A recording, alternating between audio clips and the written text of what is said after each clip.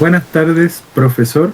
Mi nombre es Nathan Torres y junto a mis compañeros Benjamín Cantillano, Elena Meneses y Bastián Núñez vamos a presentar sobre el artículo Caracterización de la ingestión por sobredosis de paracetamol, reporte de un centro de información toxicológica chileno.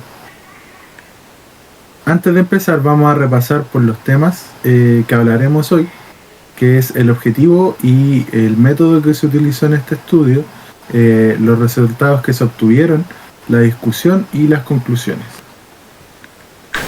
Este estudio tuvo como objetivo describir el perfil epidemiológico de la sobredosis de paracetamol en Chile y se realizó un estudio transversal y retrospectivo basado en el análisis de 959 consultas telefónicas por ingestión aguda de paracetamol registradas por el Centro de Información Toxicológica de la Pontificia Universidad Católica de Chile, o CITUC, durante el año 2009. Los datos fueron recopilados mediante el sistema Intox Data Management System de la Organización Mundial de la Salud a partir de consultas espontáneas realizadas desde hogares o centros asistenciales públicos o privados de todo el país.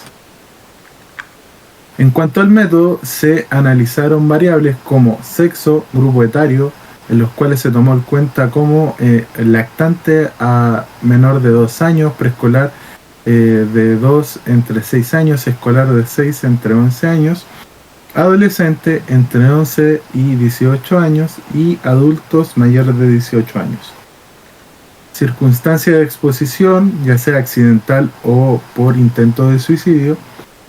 Dosis ingerida, en el cual se consideró una dosis potencialmente tóxica como 150 miligramos por kilogramo o 7.5 gramos totales para todos los grupos etarios. También el tiempo entre la ingestión y el llamado ingestión concomitante con otras sustancias. Para el análisis estadístico se utilizó el programa SPSS versión 15.0 y se aplicaron medidas descriptivas como frecuencia absoluta y relativa y media aritmética, pruebas estadísticas de asociación mediante el cálculo de odds ratios, intervalos de confianza del 95% y valor de P, donde se consideró estadísticamente significante el valor P menor a 0.05. Dado que las variables utilizadas son categóricas, se debe haber utilizado pruebas de chi cuadrado y regresión logística binaria para evaluar asociaciones entre variables y calcular los odds ratios que sirven para evaluar el factor de riesgo entre variables.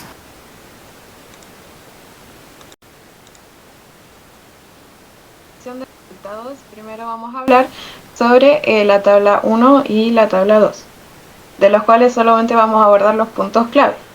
Primeramente se nos dice que las mujeres presentaron mayor riesgo de sobredosis con intención suicida, con 2,72 veces más riesgo y un intervalo de confianza de 2,07 a 3,58. Luego se nos presentan los adolescentes como un factor de riesgo en ingesta de dosis tóxica generadora de daño hepático, con 3,43 veces más riesgo y un intervalo de confianza de 2,4 a 4,7.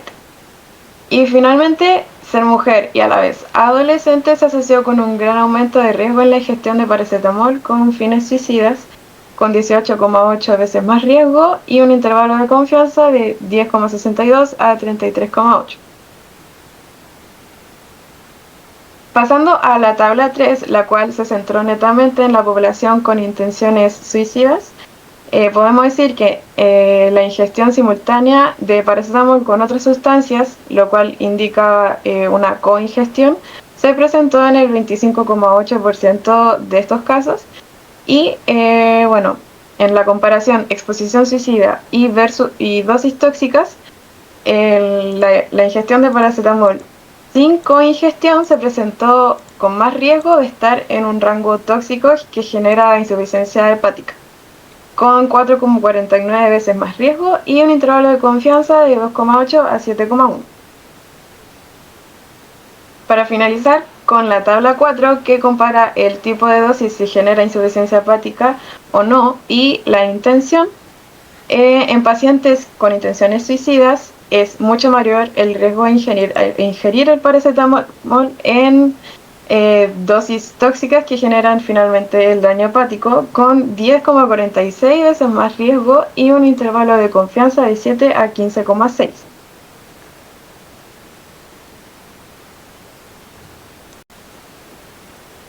Entre los factores de riesgo que menciona el paper se encuentra la venta libre, dado que el paracetamol es de bajo costo y efectivo como analgésico y antipirético. Además, se menciona que el paracetamol no tiene un control estricto y no tiene una restricción de edad. Entre los hallazgos principales encontrados en el estudio, se encontró que el 49,9% de la muestra fueron con intenciones suicidas.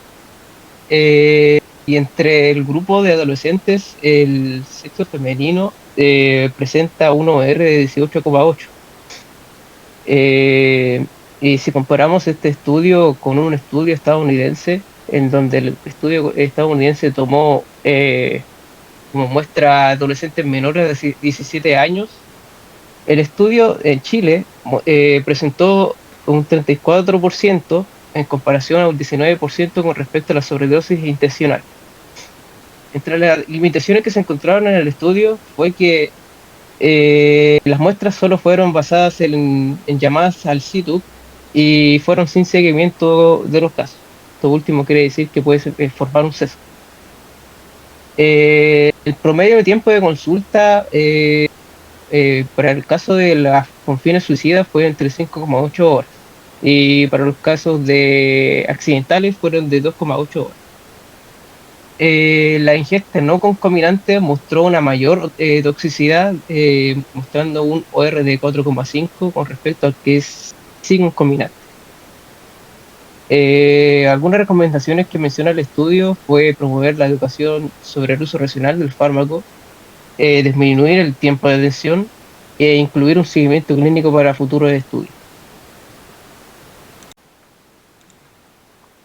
El estudio mostró que la sobredosis por paracetamol es un problema frecuente en Chile, con un alto porcentaje de casos asociados a intentos suicidas, especialmente en mujeres adolescentes. Además, el 29,2% de los pacientes ingirió una dosis potencialmente hepatotóxica, y la intencionalidad suicida se asoció a un riesgo significativamente mayor de toxicidad, teniendo una OR de 10,46. Además, el uso de análisis estadístico como los odds radios y pruebas de significancia permitió identificar y sustentar factores de riesgo clave. Este estudio contribuye a visibilizar la magnitud del problema y concientizar tanto la población como a las autoridades gubernamentales, con el fin de incentivar la creación de estrategias que permitan prevenir y reducir los casos de intoxicación por paracetamol en el país. Muchas gracias por escuchar.